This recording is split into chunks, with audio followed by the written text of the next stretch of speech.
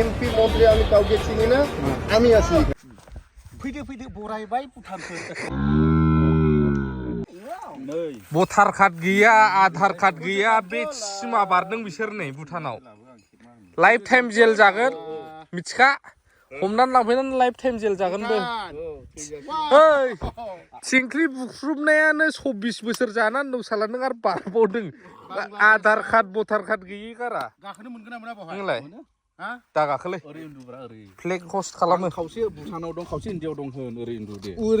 आं हले बारालै देरा दे औ ओइ बिदिबा हामगौसै आं बारालै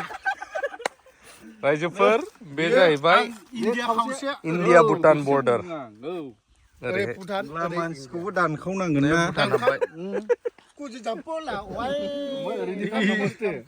ओरैनिफ्राय खुलुमबाय रा ओमफ्राय ओरैहाय फैदो फैदो बरायबाय भुटानखौ अ रोंगौलै नोङो नोगोद डेन्जार माथो बरायदों जों भुटान न' भुटान नोंसोरो भटार कार्ड आधार कार्ड गैयालासिनो हाबहैनाया थिग जायासै नैबे बुखावनायखौनो आदा अनसुलिया बिराद नायनो लुबैथारोमोन जाहैबाय दिनै खाथियाव फैबाय बिराद रंजानाय मोन्दों भुटान इन्डिया गेट इन्टारनेसनेल दिस साइड इन्डिया जोङो नै बिदि दैट नङा साइड दे भुटान बांलादेशनाव गथा ओरैसो गोजौ पाकिस्ताननि बायदि ओमफ्राय जों मा खालामबोदों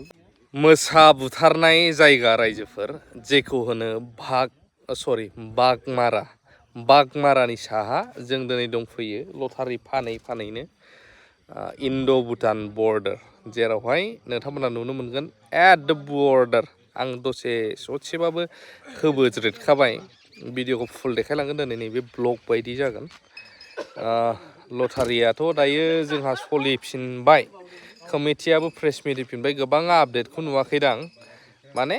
डिक्लेयार होफिनबाय लटारिया जाफिनसिगोन जायफोर जेनुइन आरो जोंनि खेलायाबो जेखौहाय जोङो जाय एनडिबिफोरनो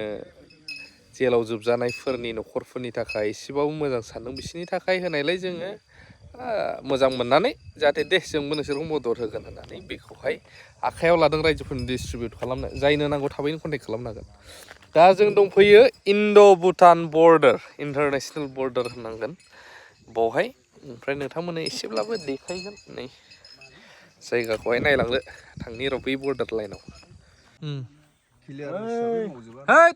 नों आधार कार्ड गैया पान कार्ड गैया माबा भटार कार्ड गैया बिदि हाबहैनो मोनाब्रा नोङो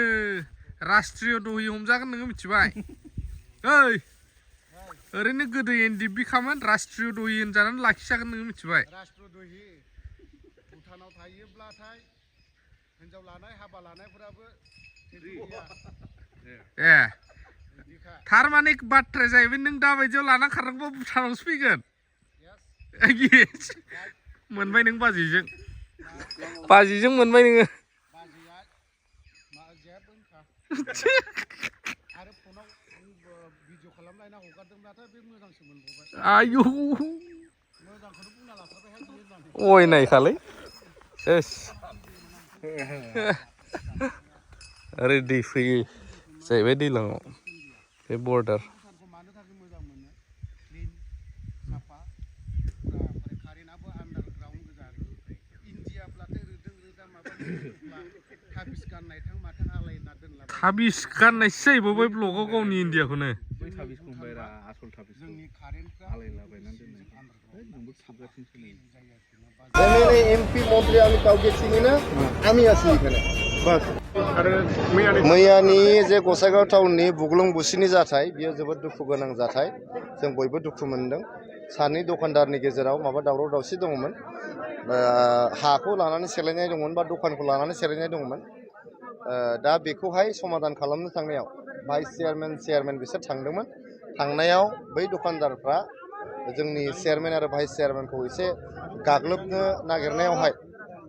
माखासे लाइमोनफ्रा फैनानै बे चेयारमेनफोरखौहाय बासायनो थांनायाव गोबां माने दखानदारफोरखौहाय बुग्लुं बुसि खालामनो गोनां जादों दा बुग्लुं बुसि खालामनाया जोबोद दुखु गोनां जादों माखासे हस्पिटालाइजबो जानो गोनां जादों सिकित्सा लानो गोनां जादों बे जोबोद दुखु गोनां जादों दा बेवहाय रायजो राजाफ्रा एफआइआर होबाय